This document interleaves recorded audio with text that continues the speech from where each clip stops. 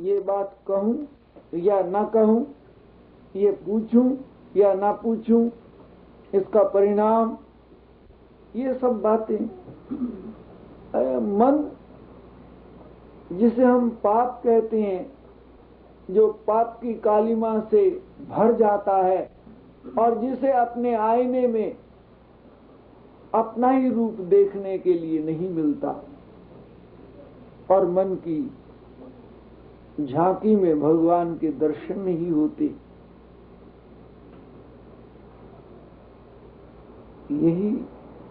यही पाप है, यही कालिमा है कि ये हर अवस्था में डामाडोल रहता है, किसी बात में आखिरी सिरे पर नहीं पहुंचता। इसलिए कहावत है, मन के जीते जीत है और मन के हारे हार। बात बड़ी है अटपटी, बात बड़ी है अटपटी, झटपट लखे न कोई, जो मन की खटपट मिटे तो चटपट दर्शन हो। बात बड़ी है अटपटी, बड़ी विचित्र बात है। मन की खटपट, जिस मन की खटपट की रुकावट के कारण भगवान के दर्शन नहीं होते, जिस मन की खटपट के कारण आदमी को नींद नहीं आती, जिस मन की खटपट के कारण हार्ट अटैक होता है, ब्लड प्रेशर होता है, मन की खटपट सारे शरीर को दिखता नहीं। भीष्म पितामह जब बाणों की सैया पर लेटे हुए थे, 6 महीने तक बाणों की सैया पर पड़े हुए भीष्म पितामह उपदेश दे रहे थे। युधिष्ठिर सवाल करता है और भीष्म पितामह उपदेश देते हैं। महाभारत के बाद, क्योंकि भीष्म पितामह को इच्छा मृत्यु का वरदान प्राप्त था और भीष्म पितामह उत्तरायण सूरज की इंतजार में मरना नहीं चाहते थे। दक्षिणायन सूरज जब उसकी आयन बदल जाए, उसकी टर्न बदल जाए, उसमें 6 महीने की देरी थी। महाभारत का युद्ध समाप्त होने के बाद भी भीष्म पितामह 6 महीने तक जीवित रहे। और चूंकि अर्जुन ने बाण लगाए थे और बाणों की सैया पर लेटे हुए थे, युद्ध समाप्त हो गया तो 5 पांडव उनके चरणों में आकर बैठते हैं और सवाल करते हैं और भीष्म पितामह जवाब देते हैं। उसमें एक ये सवाल था, क्या कारण है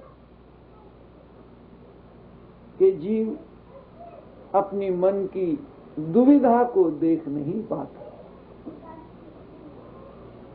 युधिष्ठिर का सवाल था। भीष्म पितामह ने जवाब दिया, मनुष्य दुविधा को भगवान का रूप समझ लेता है और भगवान के रूप का अर्थ होता है कि वो दुविधा को अपने सर पर इतना हावी कर लेता है कि वो उसके बंधन में खुद ही उलझ जाता है। और दुविधा को दूर करने के लिए एक ही रास्ता है कि अपनी बागडोर अपने से बड़े के हाथ में छोड़ दे, और अगर अपने से बड़े के हाथ में छोड़ देने में समर्थ नहीं पाता अपने आप को, तो अपनी बागडोर भगवान के चरणों में छोड़ दे। बेचैन शांतनु, गंगा के चले जाने के बाद अत्यंत बेचैन, कोई पारावार नहीं। राजगद्दी पर बैठना छोड़ दिया, खाना पीना छोड़ दिया, सोना उठना बैठना छोड़ दिया और एक विचित्र अवस्था में अपने आप को पाता धीरे धीरे महीना गुजरा, साल गुजरा, 16 साल हो गए, गंगा को विदा हुए। भारी पीड़ा। विद्वान लोग राजा को समझाते हैं, वजीर राजा को समझाते हैं, बचा खुचा परिवार समझाता है, छोटे बड़े सब समझाते हैं, और राजा शांतनु मौन सबकी बात गौर से सुनता है, लेकिन चित्त को चैन नहीं। फिर घूमते हुए गंगा के किनारे की तरफ जा रहा था। घर में जब आदमी को चैन नहीं मिलता तो आदमी घर से बाहर जाता है। वही चैन हासिल करने के लिए दरिया के किनारे, समुद्र के किनारे, फॉल के किनारे, गंगा के किनारे जाता है कि वहां शांति मिल जाए, चेंज हो जाए। लेकिन यही एक मुसीबत है कि वो ये समझता है कि जगह परिवर्तन करने से चैन मिल जाएगा, पर विचार को परिवर्तन नहीं करता। जगह परिवर्तन करने से चैन नहीं मिलती, विचार के परिवर्तन करने से चैन मिलती है, और विचार वो परिवर्तन नहीं करता। महाराजा शांतनु ने 16 साल इस तरह से गंवा दिए। आज फिर गंगा के किनारे चैन पाने के लिए शांतनु घूम रहे थे, तो उसने देखा कि गंगा का जल धीरे धीरे धीरे बंद हो गया। उसका जो आने वाला प्रवाह था, देखते देखते महाराजा शांतनु के गंगा ऐसा लगा जैसे गंगा सूख गई। चकित हुआ, दरिया तो कभी इस तरह से सूखता नहीं, कैसे सूख गया? और गंगा, जिसके लिए पुराणों में कहा है कि जब संसार का सब जल सूख जाएगा, सब जल से मतलब जब बहने वाले सब दरिया बंद हो जाएंगे, तो भी गंगा की धारा बहेगी सृष्टि के अंत तक, जिसे प्रलय और महाप्रलय कहते हैं। कि प्रलय और महाप्रलय में, पुराणों में ये प्रलय और महाप्रलय का चित्र अंकित किया है, तो एक ही चित्र अंकित है। जब भगवान महाप्रलय लाते हैं तो पीने वाला जो जल है वो सूख जाता है, कुएं सूख जाते हैं, तालाब मीठे पानी के जल के आशय सब सूख जाते हैं। एक पतली सी गंगा की धारा है, और आखिर में वो धारा भी सूख जाती है। मनुष्य को मारना नहीं पड़ता, अपने आप ही मर जाते हैं सब। और जब गंगा की धारा सूख जाती है तो ये सब पृथ्वी, जल, स्थल, आकाश, ये सब इस तरह से हलचल मचा करके जहां से आया वहीं विदा हो जाता है। सृष्टि भगवान से आई है, भगवान से जन्मी है, भगवान ने इसे उत्पन्न किया है, अपनी ताकत से उत्पन्न किया है, उसी में समाई हुई है, उसी में अब ये कार्य कर रही है। और प्रलय का वर्णन जो पुराणों में लिखा है वो यही है कि जब प्रलय होती है, पहले जल सूख जाता है, फिर गंगा का प्रवाह सूख जाता है, और जल सूखते ही सबसे पहले मनुष्य समाप्त हो जाता है, एक भी नहीं बचता मनुष्य। और जब मनुष्य जल के ना होने के कारण समाप्त हो जाता है, तो फिर ये पृथ्वी, जल, स्थल, सारा जर्रा जर्रा हो करके जिस परमेश्वर से इसका आगमन हुआ है, सृष्टि का लाई यही है। मिट्टी पानी खींच करके दरख्त बनता है, धीरे धीरे पतझड़ होता है, फिर वही मिट्टी पानी बन करके जमीन में समा जाता है, फिर वही खींच करके ऊपर ले जाता है, फिर जमीन में समा जाता है। हर चीज आती कहां से है?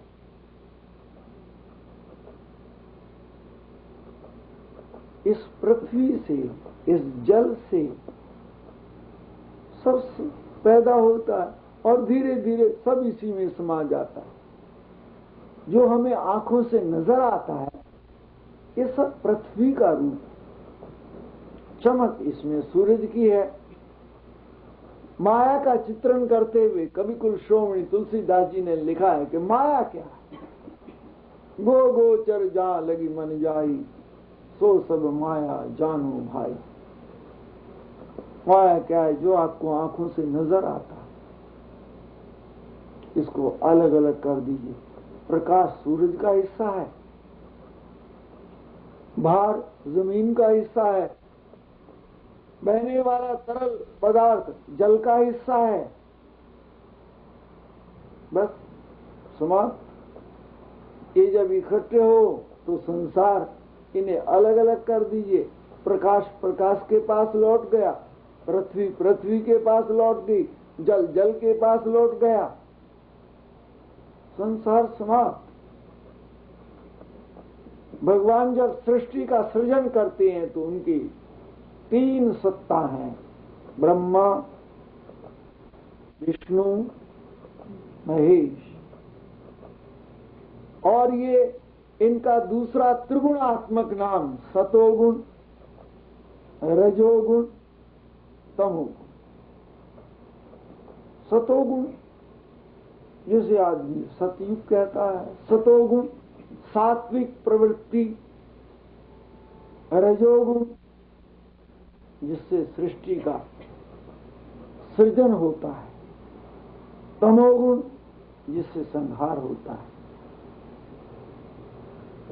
ये 3 गुण, इसमें काम करने वाला एक ही गुण है। कौन सा? रजोगुण। अकेला सतोगुण मनुष्य को जन्म नहीं दे सकता, किसी भी चीज को पैदा नहीं कर सकता, और अकेला तमोगुण किसी चीज को पैदा नहीं कर सकता। ये जब दोनों मिक्स होती तब सृजन होता है। राक्षस किसे कहते हैं? शैतान किसे कहते हैं? जिसमें तमोगुण की मात्रा ज्यादा हो और सतोगुण की मात्रा कम हो। देवता किसे कहते हैं? जिसमें सतोगुण की मात्रा ज्यादा हो और तमोगुण की मात्रा कम। आदमी के भीतर क्रोध कभी समाप्त नहीं होता, केवल अधिक क्रोध वाला तमोगुण की मात्रा अधिक होती है, सतोगुण की मात्रा उसमें कम होती है। और अधिक शांत रहने वाले व्यक्ति में सतोगुण की मात्रा ज्यादा होती है, तमोगुण की मात्रा कम होती है। कम और ज्यादा का बैलेंस अच्छे और बुरे की परिभाषा करता है। ये अच्छा है, ये बुरा है, इसका फैसला ऊपर से नहीं होता और किसी शास्त्र से नहीं होता। जो आदमी को भाता है उसका नाम अच्छा, जो आदमी को नहीं भाता उसका नाम बुरा। सुख की डेफिनेशन कुछ नहीं है। जो आपके अनुकूल है उसका नाम है सुख, जो आपके प्रतिकूल है उसका नाम है दुख। मीठी मीठी करत है, मीठी जाकी चाह। अरे मीठा क्या है? आदमी की चाह का नाम मीठा। जब चाह आदमी को कड़वा पसंद है वो मीठा लगने लगता। करेला चाहता है, कड़वा है, अच्छा लगने लगता है। शराब चाहता है, कड़वा है, अच्छा लगता है, अच्छा लगने लगता है। और किसी चीज के लिए हम ये कहें कि ये अच्छा है, ये बुरा है, नहीं। आदमी की चाह का नाम सुख है। किसी चीज पर डिपेंड नहीं करता। ये किसी के साथ किसी बात से जुड़ा हुआ नहीं है। एक आदमी के लिए वो अच्छा है, दूसरे आदमी के लिए वो बुरा है।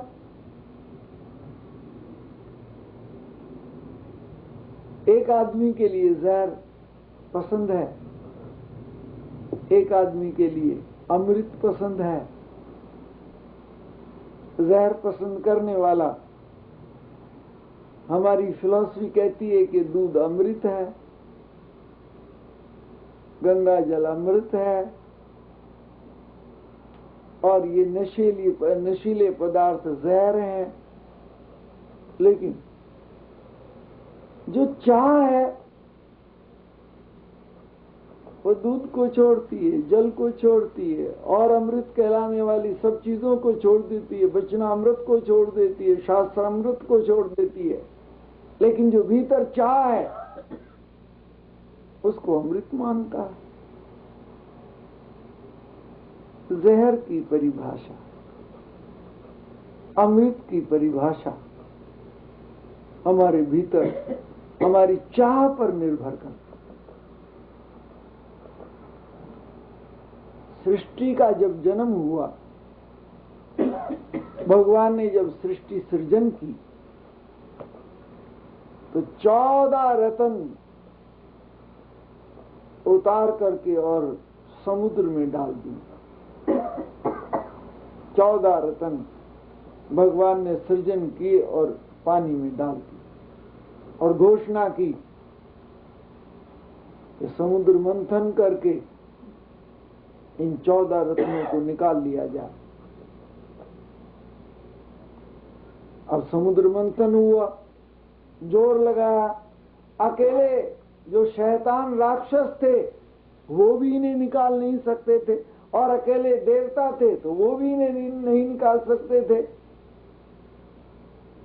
अब दोनों ने समझौता कर लिया कि समुद्र में से 14 रत्न निकालने चाहिए, और हम और तुम सब ताकत लगा करके इसका मंथन करके इसे निकाल लिए। सबसे पहले जहर का घड़ा समुद्र में से निकला, दूसरा अमृत का घड़ा निकला, तीसरा लक्ष्मी निकली, चौथा घोड़ा अश्व निकला, चौथा शक्ति के रूप में तलवार निकली। लगातार एक के बाद दूसरा 14 रत्न निकले, और एक एक करके सजते चले गए लाइन के साथ। घोषणा हुई पृथ्वी की कि जब तक जहर को कोई पीने वाला नहीं होगा, तब तक इन बाकी 14 रत्नों का कोई उपभोग नहीं कर सकता, इनसे कोई फायदा नहीं उठा सकता। अब 14 रत्नों को तो देवता और शैतान, राक्षस, असुर बंटवारा करने के लिए सब तैयार हो रहे थे, ललायित हो रहे थे। जहर कोई पीना नहीं चाहता। देवताओं ने और असुरों ने, दोनों ने मिला के भगवान शंकर के पास चलें और प्रार्थना करें कि हमारी कुछ सहायता करें। भगवान शंकर ने कहा, देवों और असुरों कैसे आगमन हुआ? उसने कहा, प्रभु आकाशवाणी के मुताबिक हमने समुद्र मंथन किया, और समुद्र मंथन करके उसमें से हमने 14 रत्न प्राप्त कर लिए। पर दूसरी आकाशवाणी हुई कि जब तक ये विष नहीं ग्रहण करेगा कोई, तब तक बाकी रत्नों का कोई फायदा नहीं उठा सकता। तब फिर मुझसे क्या चाहते हैं आप? कहते, प्रभु हम तो कुछ नहीं चाहते, अब कृपा करके ये जो जहर है इसको आप जैसा ठीक समझे। समझ गए ना? देवता और राक्षस हाथ जोड़कर प्रार्थना करे कि हम तो कुछ नहीं कहते, आप जैसा ठीक समझे, हमें बचाओ। हम 14 रत्नों का उपभोग करना चाहते हैं और 14 में ये जहर का घड़ा भी है। अब ये तो आप ही कृपा करो। भगवान शंकर ने कहा जाओ तथास्तु। भगवान शंकर ने जहर का घड़ा लिया और पी गए। भगवान शंकर जानते थे अगर वो नीचे ले जाएंगे तो सारा संसार तबाह हो जाएगा, और अगर उसे मुंह में रखेंगे तो जो भगवान शंकर पार्वती को राम की चर्चा कथा सुनाते थे वो बंद हो जाएगी। मुंह में जब कोई चीज भरी रहेगी तो बोला नहीं जाएगा। और भगवान शंकर ये रामचरितमानस का जन्म और रामचरितमानस की चर्चा और भगवान राम की चर्चा वो भगवान शंकर पार्वती को सुनाते थे कि अगर ये मुंह में रखा तो ये मुंह भरा रहेगा, और जब भरा रहेगा तो वाणी बोली नहीं जाएगी, तो मुंह से अमृत राम का जो नाम है वो नहीं निकलेगा, कथा वहीं बंद हो जाएगी। और अगर इसे अंदर उतारा तो पृथ्वी की तमाम जीव मृत्यु को प्राप्त हो जाएंगे। तो फिर भगवान शंकर ने ना उसे अंदर जाने दिया और ना उसे मुंह में रखा। तो ये जो गला है या दाएं बाएं जहर को रख लिया, और जहर को रखा तो गला सारा नीला हो गया। इसलिए भगवान का एक नाम है नीलकंठ। नीचे ले जाते सारा संसार मृत्यु को प्राप्त हो जाता, मुंह में रखते तो भगवान का जो नाम उच्चारण करते हैं, भगवान शंकर जो कथा सुनाते हैं वो बंद हो जाती। गले में रख लिया, सीना नीचे ले गए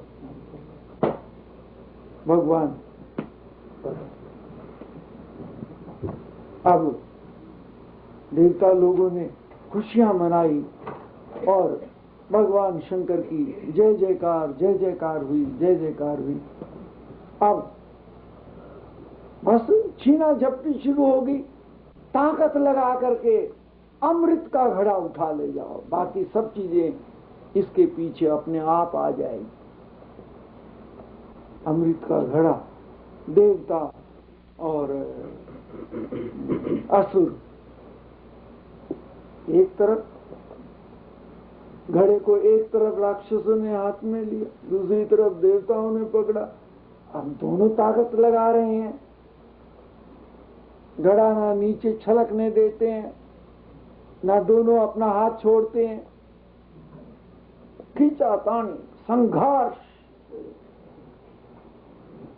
ऊपर से जब देवताओं की इस तरह से छीना झपटी हो रही थी तो मोहिनी ने अवतरण लिया, और मोहिनी ने आकर के जहां देवता और शैतान दोनों के दोनों जहर अमृत के घड़े को खींचातानी कर रहे थे, और आकर के अपना नृत्य मोहिनी ने करना शुरू कर दिया।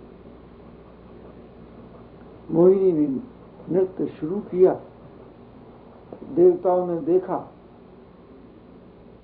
कि मोहिनी अपना जादू डाल रही है,